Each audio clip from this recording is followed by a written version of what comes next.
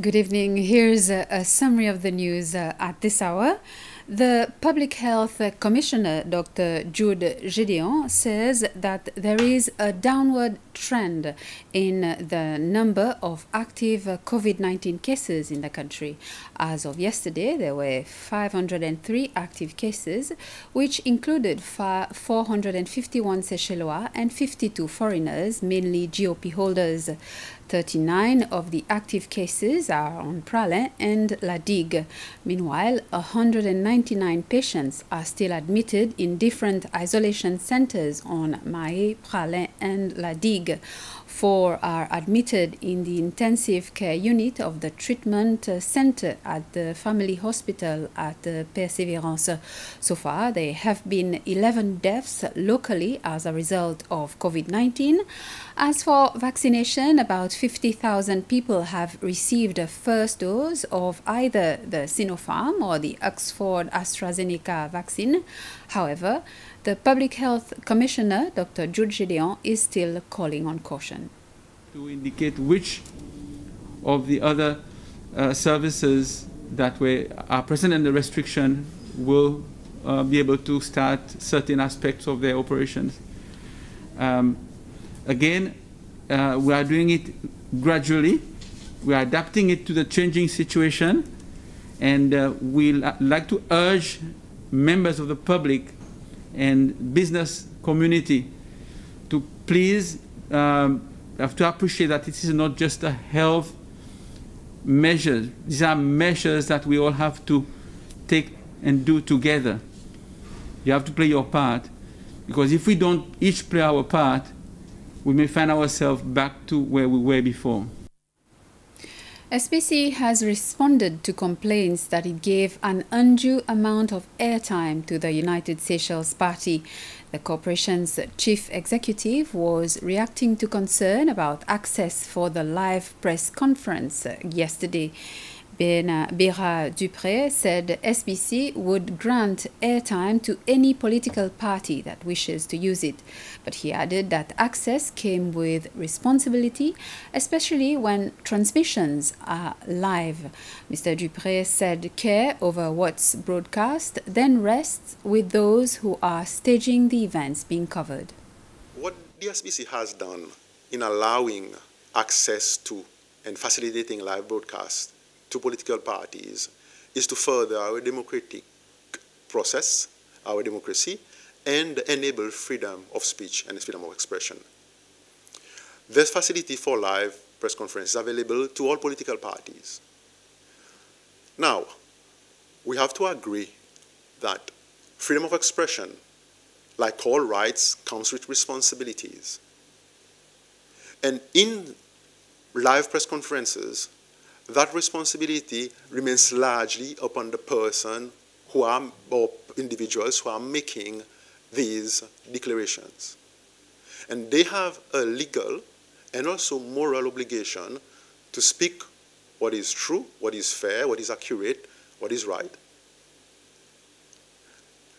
And if it turns out that what is being said is defamatory or libelous,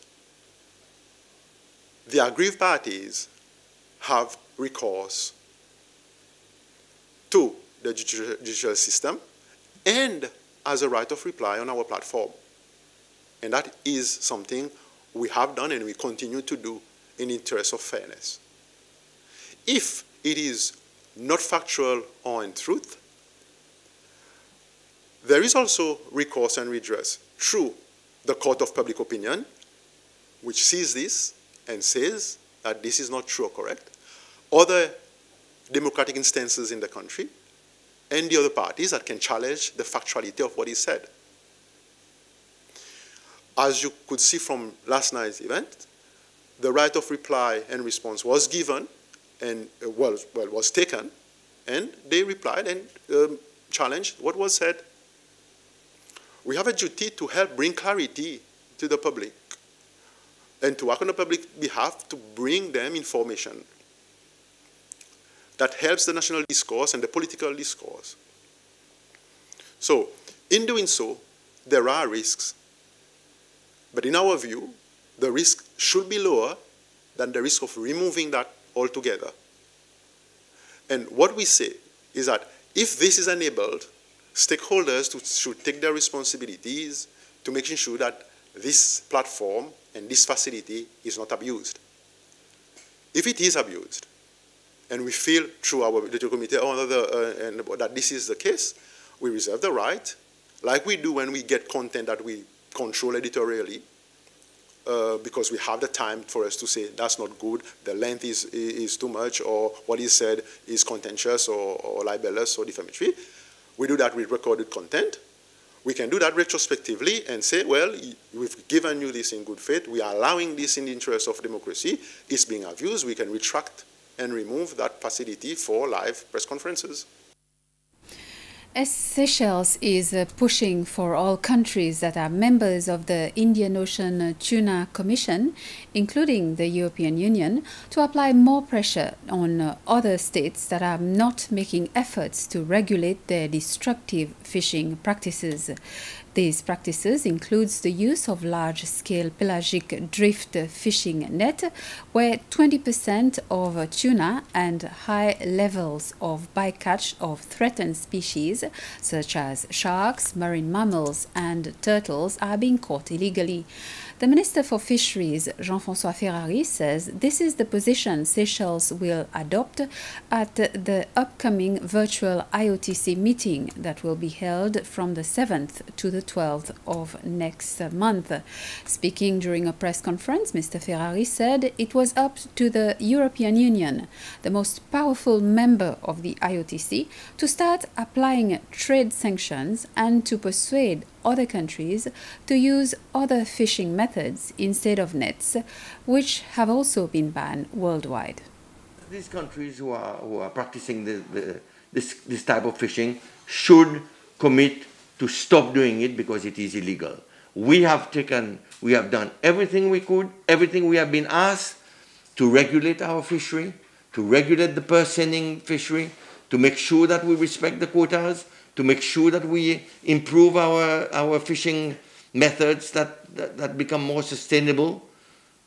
Seychelles has been an exemplary participant and an exemplary partner in this whole exercise.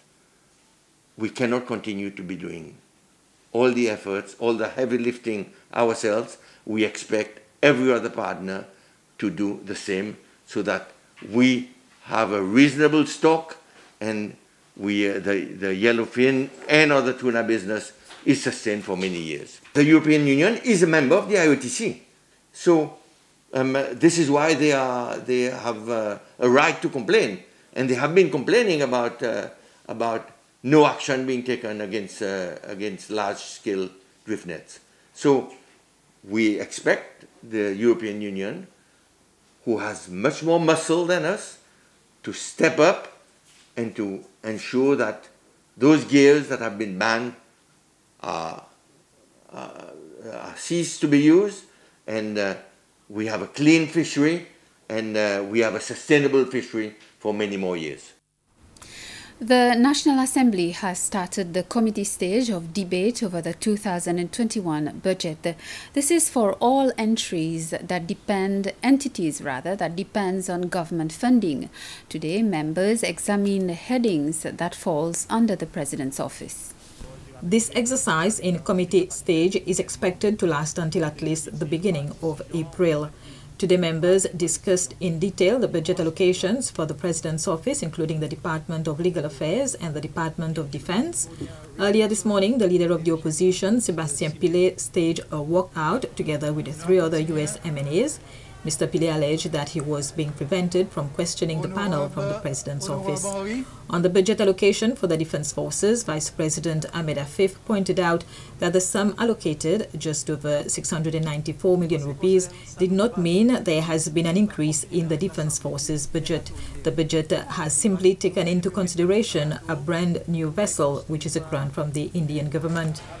Following a question on whether the military had purchased sophisticated equipment for surveillance activities targeting civilians, Vice President Afif said that to his knowledge there was no such thing. The Defence Forces budget, along with the budgets of other departments in the President's office, were approved by a majority of members. And that's it for this news summary. Thank you for watching and have a pleasant evening.